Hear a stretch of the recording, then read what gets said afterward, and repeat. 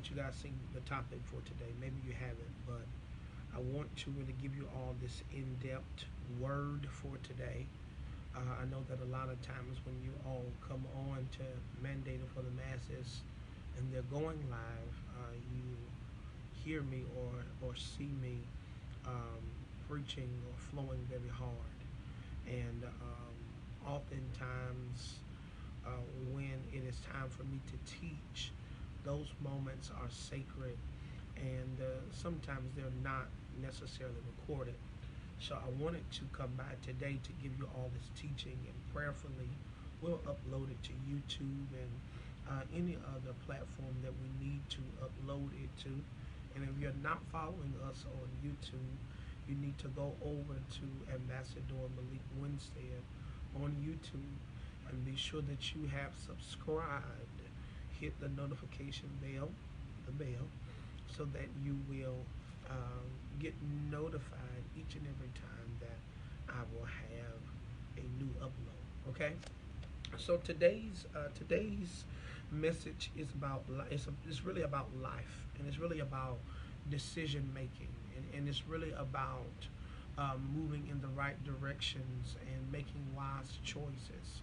Because if you're like me, there have been some times where I haven't made the best choices. There have been some times where I could have made better judgments. I could have made better moves. There have been times where, I could have said or done things in a different way that would have brought about a different kind of response. So today we're going to be really talking about life as it relates to life and just who we are as a people. Now, one thing that I've learned to do is to talk about myself so that I don't offend others. But if you happen to see yourself in this word, I want you to just be mindful about it and exactly what's happening and taking place. All right. So the topic for today is what's in your cup. All right. What's in your cup? And the subtopic for today is it's time to sober up. All right. Now I'm going to be reading from 1 Samuel chapter 1. Okay, 1 Samuel chapter 1, verses 1 through probably 18. Okay, 1 Samuel chapter 1, verses 1 through 1:18.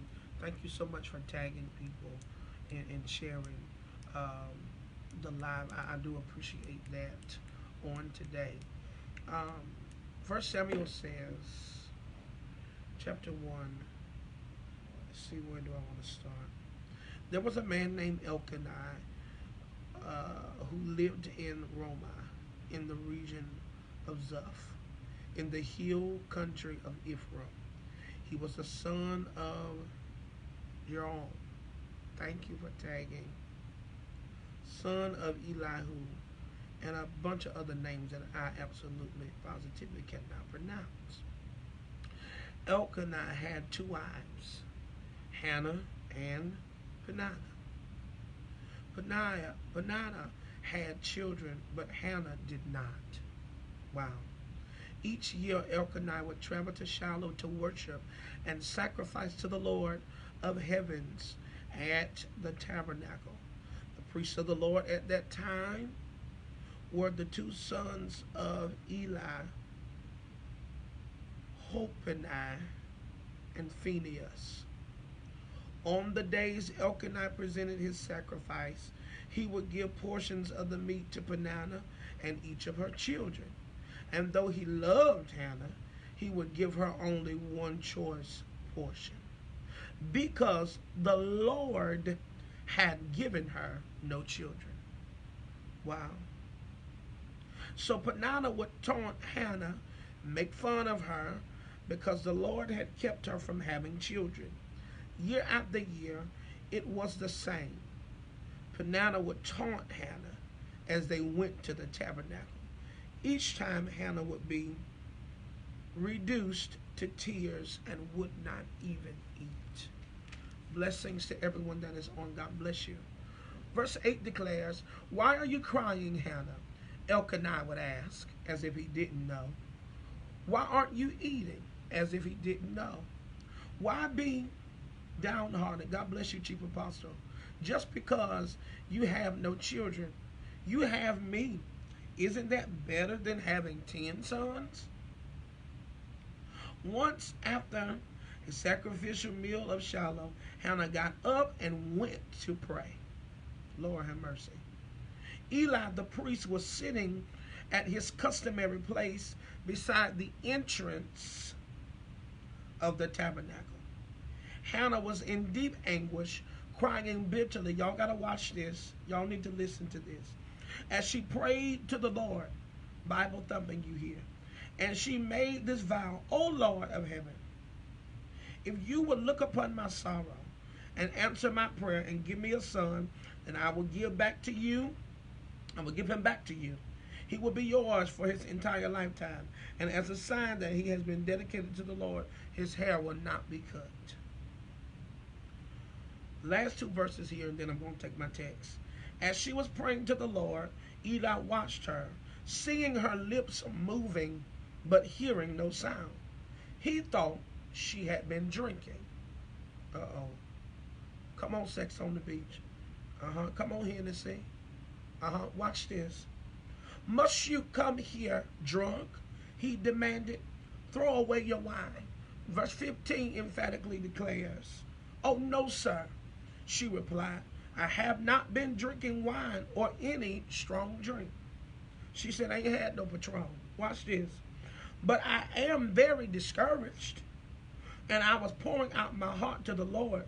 Don't think I am a wicked woman, for I have been praying out of great anguish and sorrow." Now I want to stop right there, and I want to go into what I'm going to be talking about today. And the topic again is what's in your cup. Subtopic is it's time to sober up.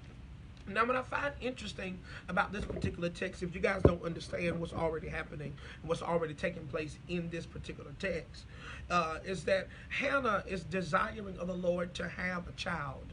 She's desiring of the Lord to produce, and she's asking God, she's petitioning God, "Listen, this is what I want to do. This is how I want to do it. I want to have this because of this, and I want to have that because of that." And for some reason, I believe that sounds like you and I, that there are times where we're petitioning God for what it is that we want and what it is that we need and what it is that we desire from the Lord and what it is that we're seeking after, because there's a great seek among what we desire from God. But then there are times where God himself does not allow us to come into these things for a reason. Now, the Bible didn't say that the enemy had shut up her womb. The Bible didn't say she was under a curse. The Bible never alluded to the fact that someone had put witchcraft on her. The Bible never said it was the witch or the warlock that came after Hannah. But the Bible did say that the Lord had shut up her womb. And the first question that I have for you today is, how do you handle when God says no? I'm going to ask you that again, because maybe you need to hear it, and this is why you need to share this video with somebody. But how do you handle when God says no? How am I supposed to feel when I know that God is well able to do a thing? He's well able to perform a thing. My faith and my belief is locked into the previous performances that I've seen him do, but I'm in a season now where God is saying no. What do we do about the no of God as leadership, as laity, as servants, as people that have made mistakes, as people that have done things? What do we do when God says no? What do we do with the no of God? And so we're so used to praying and God answering us. We're so used to declaring a thing and it manifests and it happens. But will you still love God the same? Will you still trust God the same, even if what you're praying for doesn't seem to manifest when you want it to? And so Hannah is being now provoked. Lord have mercy. Thank you for sharing. Come on, I need you to hit that share button. Hannah is now being provoked because she's in a place, she's in a position where she wants to, but she can't. Yeah, sounds like some of us. We want to open up the business, but we can't right now. You know, we want to be married, but we can't right now. We want to be healed. We want to be delivered, but we can't right now. God bless you too. All of those of you that are coming in and those that are watching. Sometimes God says no. She's being provoked because she doesn't have what others have.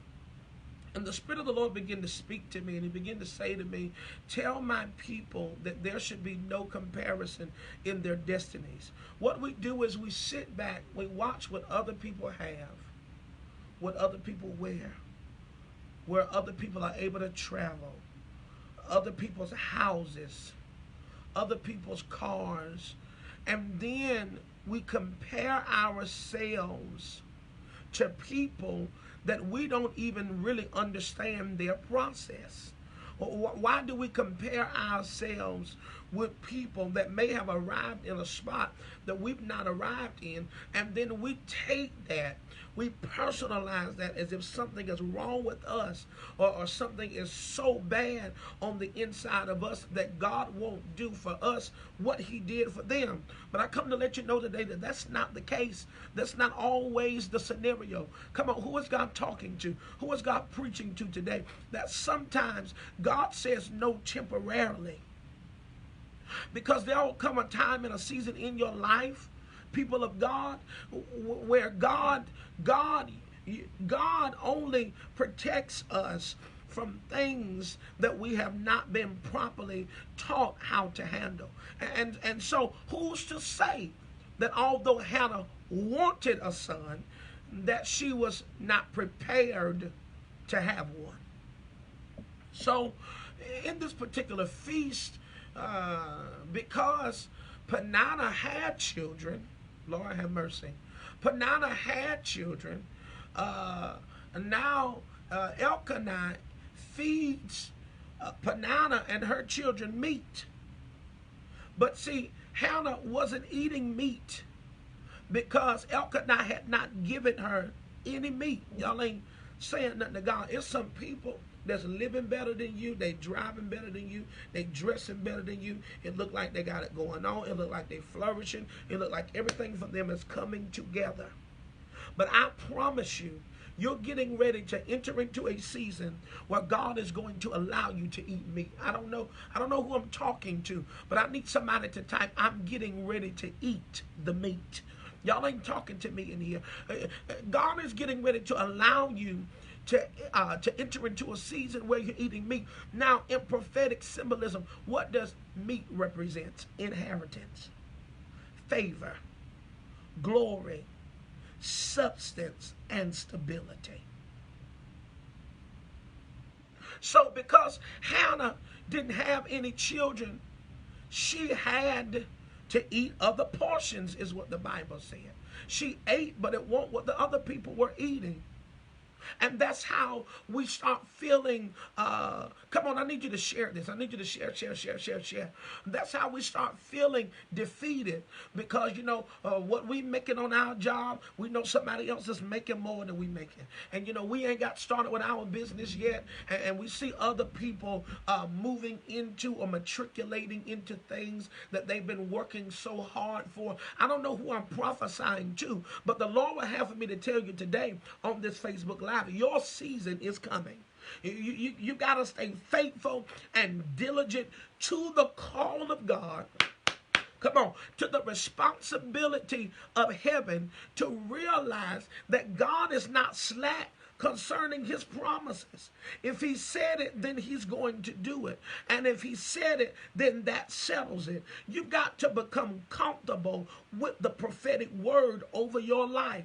That even if I don't see it, I know something is working behind the scenes. It don't look like God is going to heal you from being rejected and being matched down and being abused. But I come to prophesy hope to you today that there is a way out. There is a way out of this particular situation that you're going to. Who am I preaching to today? There's going to come a time, there's going to come an hour, there's going to come a season where sometimes you got to watch other people eat before you get served.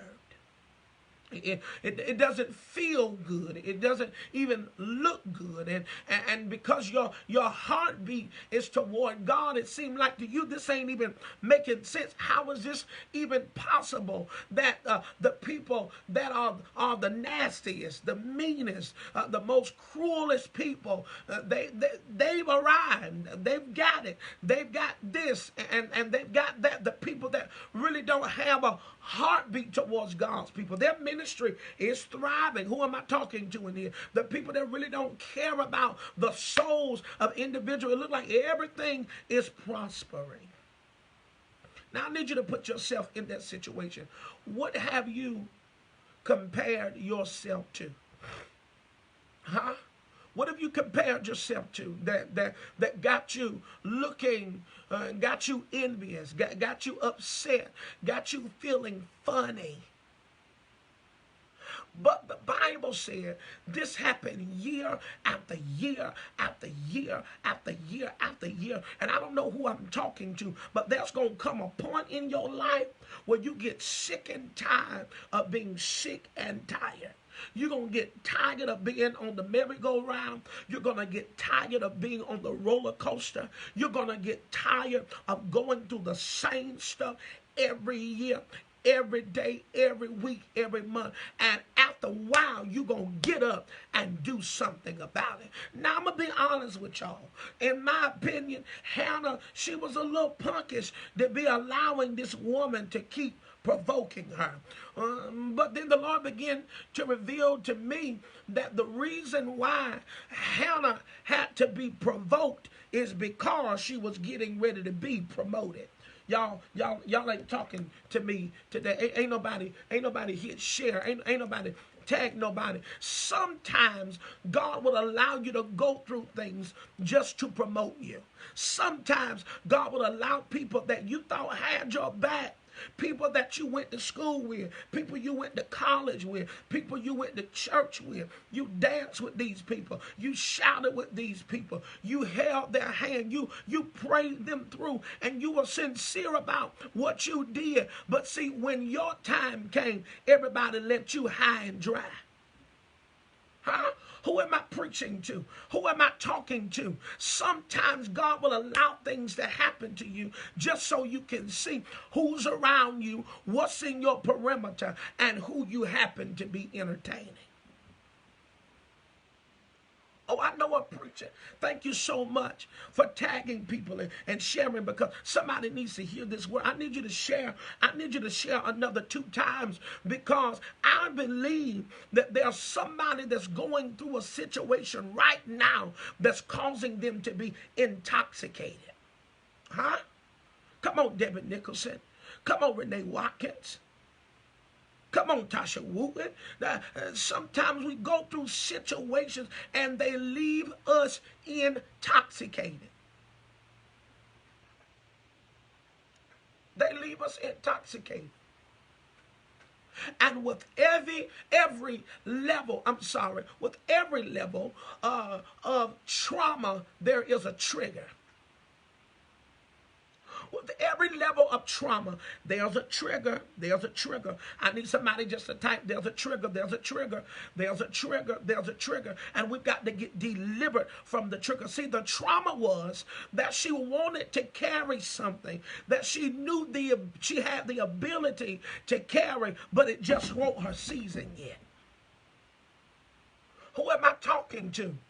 It just ain't your season yet. You can't get upset with people. You can't go to fighting people. You can't go to lashing out at people because it ain't your season to come up.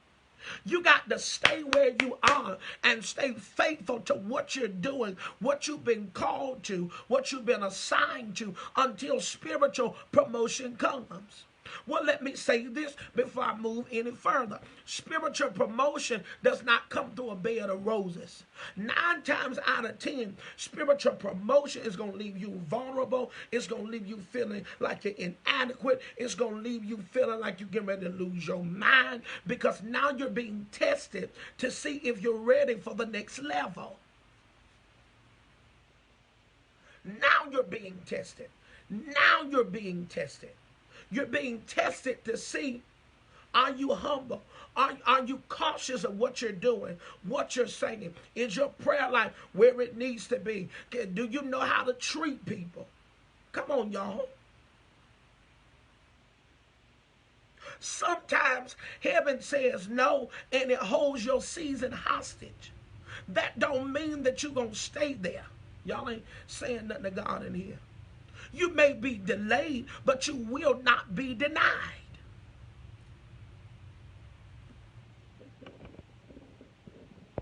I hope I'm preaching to somebody. You may be delayed, but you will not be denied.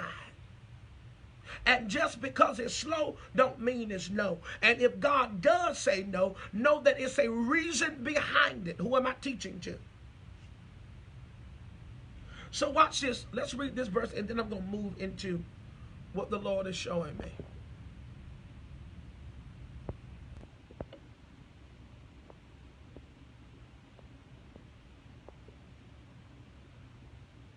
Hold on one second.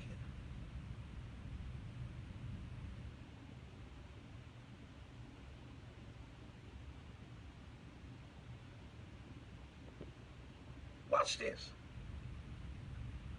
Watch this, Natasha Baker. Watch this, Raekwon Elijah. Watch this, Debbie Nicholson. Watch this, Tierra Former.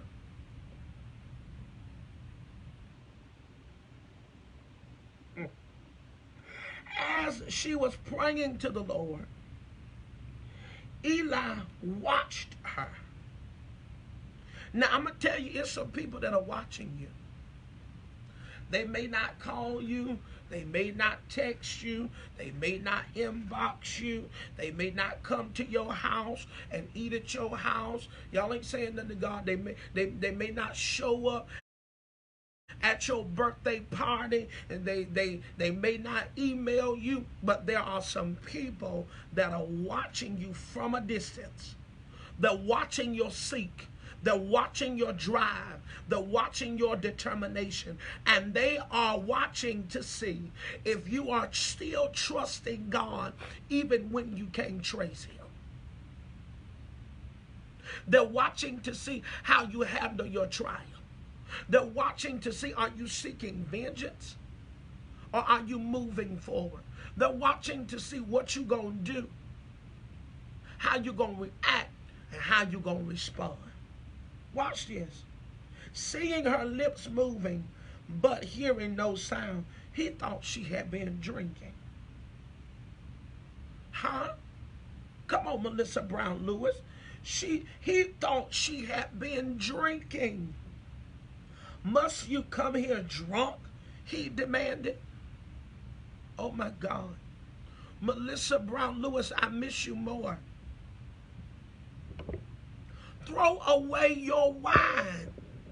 So here it is, Elkanah comes targeting her because she is now operating in a behavior that he doesn't understand and somewhat partially responsible for. Oh God. He getting upset with her because he thinks she's drunk. But you allowed your other wife to provoke me to this place. So I come to ask you today, what's in your cup? What are you drinking?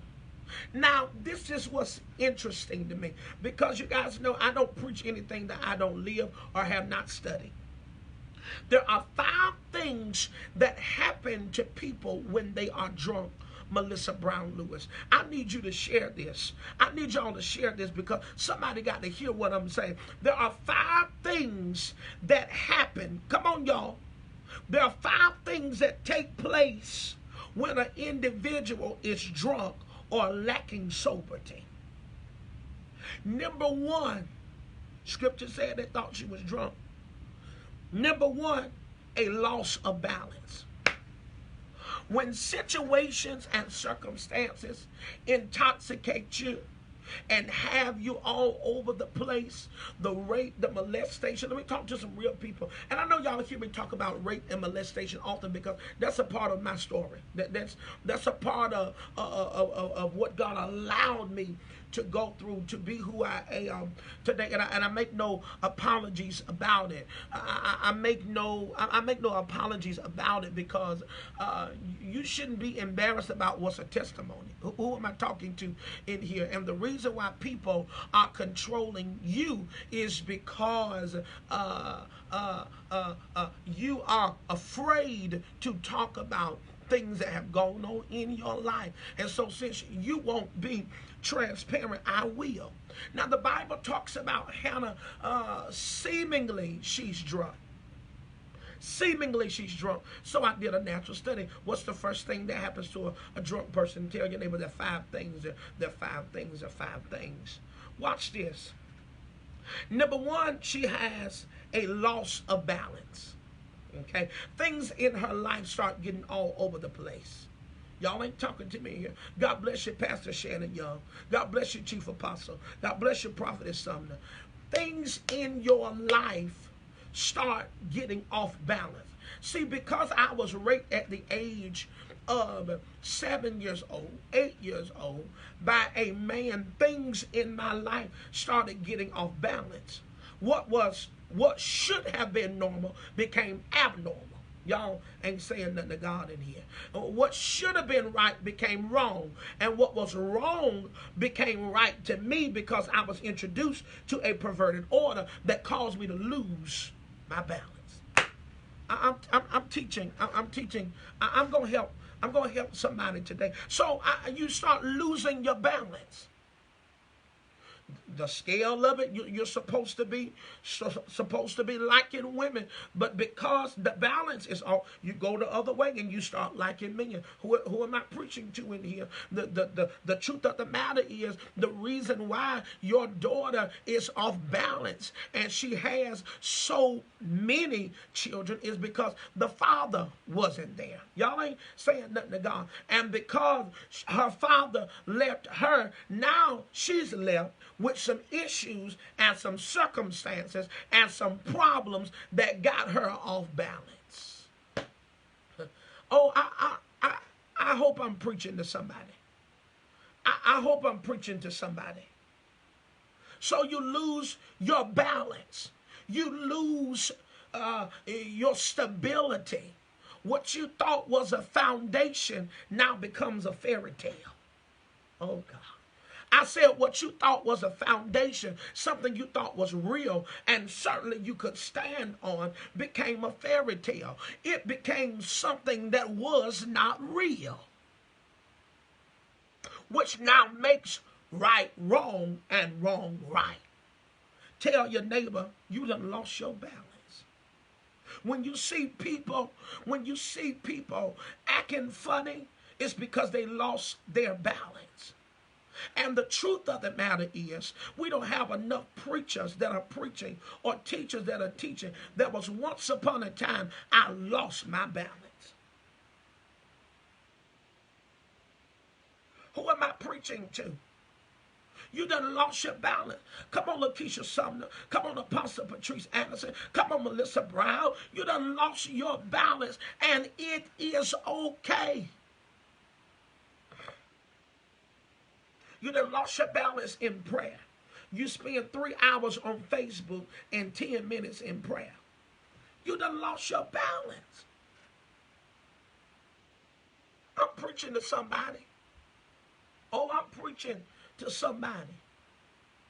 Deep down in your heart, you want to be married to a woman, but you still got the desire for a man. You done lost your balance. You want to be free from the rejection, but it hurt like hell. You done lost your balance. Who am I preaching to in here?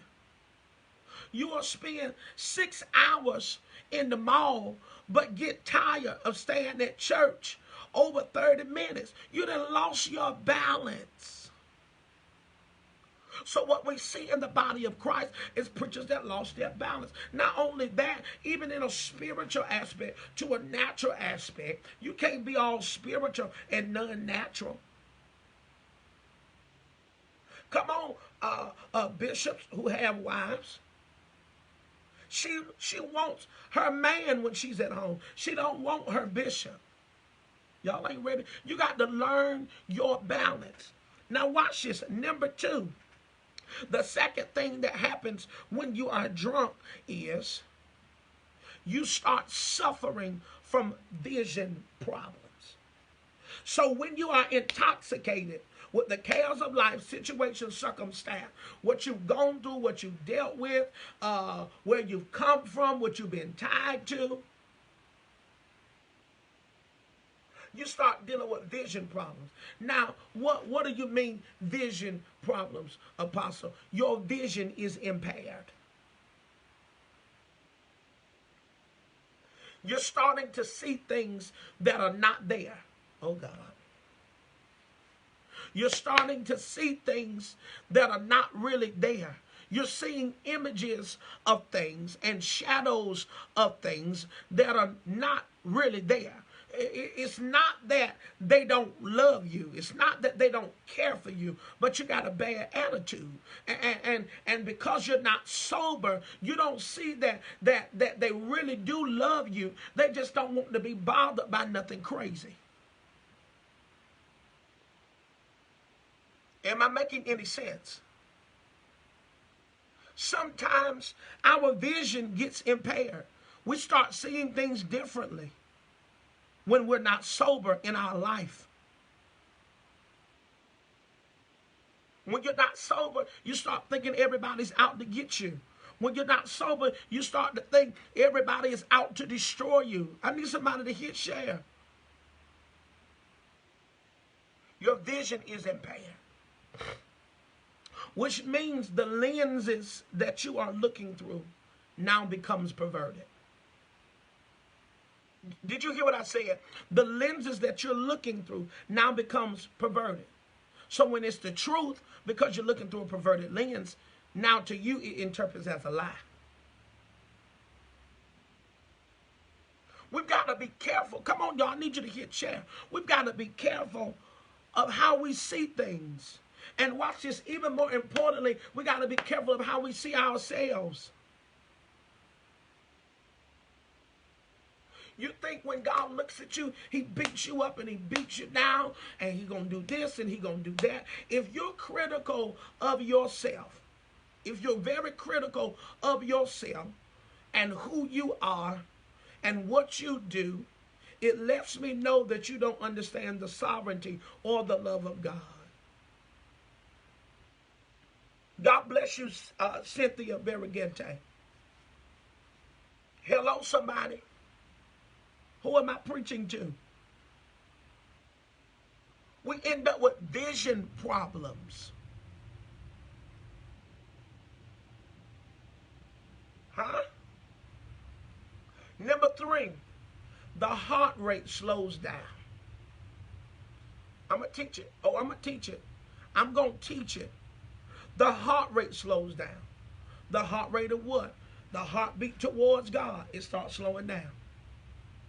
The heartbeat towards ministry, it starts slowing down. The heartbeat towards your business, it starts slowing down. The heartbeat towards your family, it starts slowing down.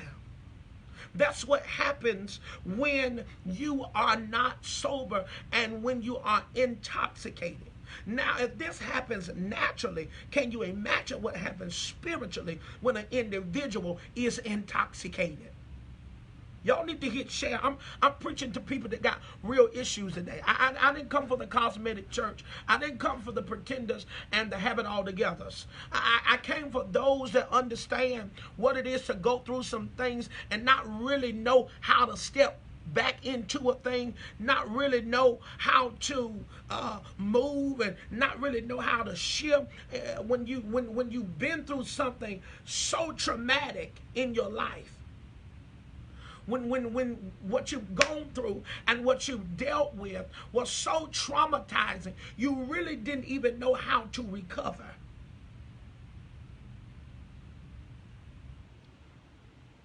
I hope I'm talking to some real people today. And you just got to excuse me because we're dealing with people that got issues. We're dealing with people that got circumstances. Y'all need to hit share. I'm almost done.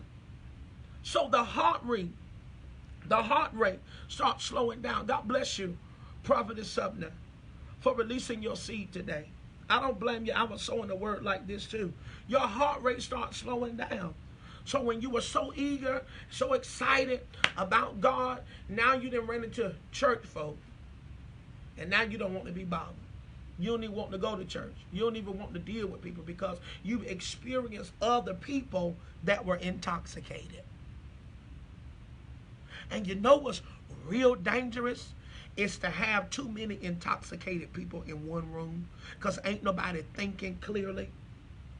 Everybody balance is off. Some people have vision problems. Y'all ain't talking to me in here. You get a bunch of drunk people together. After a while, you're going to get a fight going on. Oh, I know what I'm talking about.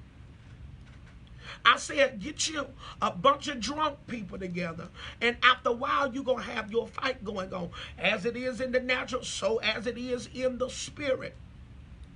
When people come to church, we got to keep the mindset that some of these people coming in may be intoxicated. You want me to really blow your mind? I was preaching and I was intoxicated. Oh, y'all ain't ready for me. I was teaching and prophesying and laying hands and I was intoxicated. And one of the dangers about being intoxicated is you don't even realize how dangerous you can become. Because when you're drunk, they tell you, first thing they tell you, give me your keys. You don't need to operate no vehicle. Why they tell you that? Because you will eventually crash because of what's in your cup. Do y'all hear what I'm saying? I said eventually you will crash because of what's in your cup. So that's why the Lord is saying today, what are you drinking? Are you still drinking from the cup of bitterness? Are you still drinking from the cup of revenge? Are you still drinking from the cup of rape? Are you still drinking from the cup of perversion? Are you still drinking from the cup of molestation? Are you still drinking from the cup of lust? What's in your cup that has you crashing? I need somebody to type, give me your keys. Give me your keys because you don't need access to anything while you are intoxicated. Give me your keys. Give me your keys. What are you saying in prophetic symbolism, Apostle? Give me your keys. No. I don't want you to have no keys because right now you're a crash. Let me pray for you. Let me counsel you. Let me encourage you. Come on, we got to deal with these issues. We got to deal with these problems. Give me your keys. You got to give me your keys because if you operate a vehicle, you're going to crash. If you get married and you ain't being delivered from the last hurt, you're going to crash that marriage. If you move to another church and you don't get detox from the witchcraft you were sitting up under, you're going to crash that other church or you're going to crash in the church. Who am I preaching to today? The problem is we're dealing with crashing Christians. Give me your keys. There's got to be somebody in your life that you trust to hold your keys when you are intoxicated. There's got to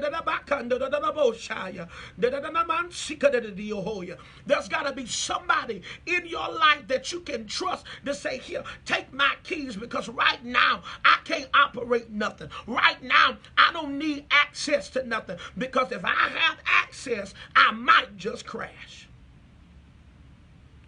Oh God. Oh God. Oh God. Give me your keys. No, no, no, no, no, no, no, no, no. I know you're tired of being alone, but you don't need a relationship right now. Because if you get it in your if you get it in the if you get in the relationship right now, you're going to destroy that woman. You're going to destroy that man. You're going to crash into them. Ain't nobody here to share. Ain't nobody said preach. Black man preach. Maybe I got the wrong message. Maybe I just need to end the live. Maybe I ain't talking to nobody up here. Maybe I ain't saying nothing to nobody, because ain't nobody tagged nobody or said nothing. So I don't know if I'm preaching to the right group today, or maybe I just need to open up the front door of this church and just go to preaching to me some people on the street, because I don't know if I got the right message today. Give me your keys so you don't crash. Give me your keys. Come on, Abby. I got to have your keys, because you're going to crash. Now, when you are intoxicated, you have a loss of balance. And some of us, like I said, we've been off balance. We've been off balance. Come on, Natakio. Come on, Apostle Anderson. Anybody ever lost balance? In your ministry, you lost balance. It got a little shaky. It got a little rocky. It got a little rolling. You didn't really know how to come back from a particular thing. And then you go and you deal with vision problems. So although you can see, you're not seeing correctly. Oh, God. That's why you left the church prematurely. That's why you left the leadership prematurely. That's why you got a problem with connecting, because you are seeing, but you're not seeing properly. When your vision is impaired, it distorts what you see. You start seeing double of stuff and triple of stuff. Then you start seeing stuff that ain't even there, which means it causes your imagination to run wild. Being intoxicated, being high, causes your imagination to run wild. So although you ain't talked to a person in about 3 to 4 or 5 days, all of a sudden, because you're intoxicated, your emotions are intoxicated, you go to thinking that person got a problem with you. You go to thinking that person don't like you. Y'all need to share this. You go to thinking that person don't want to be connected to you, because you are intoxicated. God says today, you got to sober up. Come on, church. Come on, church. You got to sober up. Who am I preaching to? Apostle, you're talking to me. You got to sober up. Watch this, because when people get intoxicated, when people get drunk, they don't even know how dangerous they become. You become careless, you become reckless, and you become unaware. Did you hear what I said? You become careless, you become reckless, and you become unaware. Hear the word today. Hear the word of the Lord today. Sober up. Number 3, what happens? Your heart rate slows down, so the drive that you once had is now gone. You used to couldn't wait to get into prayer. Now you don't know whether you want to pray or not.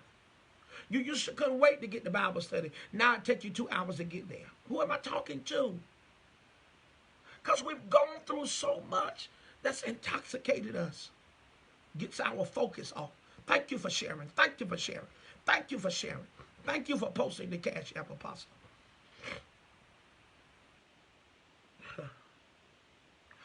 Number 4, this one tripped me out. loss of hearing. When you get intoxicated, there's a loss of hearing. You don't hear clear. Oh, God, I can't hear you. God, what are you saying? I've been praying. I've been fasting. I've been seeking. God, how much praying and fasting you do until you sober up, you will not be able to hear clearly. And what you thought you heard is going to be a misrepresentation of what you were really hearing. Come on, y'all. Somebody need to hit share. Do y'all reckon I got the right message today? Or am I talking to a pretend church? Balance. I'm still having vision problems. My heart rate didn't slow down. And now there's a loss of hearing. When I try to hear God, when I try to seek God, come on, you need to share. You need to get at least 20 people in here. At least 20 people in here hearing this word.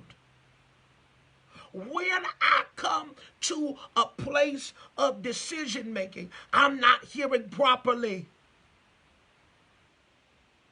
Do y'all hear what I'm saying? I'm not hearing properly. It's a loss of hearing. It's a loss of hearing, people of God. When I would do good, evil would be present. I thought God said do this. No, didn't. No, God said this. Oh, I thought God said connect here. No, God said connect there. Come on. I need to know who I'm preaching to.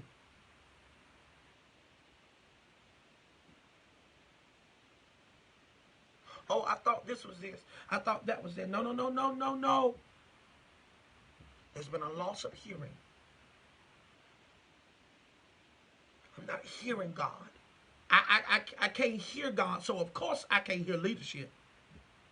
Of course I can't submit to my leader because I ain't even hearing God. How I'm going to hear his representative? This all happens because of intoxication. And every one of these things that I'm calling out happened to Hannah. In 1 Samuel chapter 1, it all happened to her. She lost her balance. She started comparing herself with other people. She had vision problems. She saw Peninnah. She felt like when she looked at Peninnah had the upper hand on her. She had vision problems. Her heart slows down. How do I know her heart slows down? Because she allowed it to go on every year, year after year after year after year after year after year. That's what the Bible said. Seeking for change, but nothing to come. Because her heart rate slowed down. Then she has a loss of hearing. If you notice, people that are deaf, sometimes you have to kind of look at their behavior to know what's really going on with them. Last thing, and I'm closing.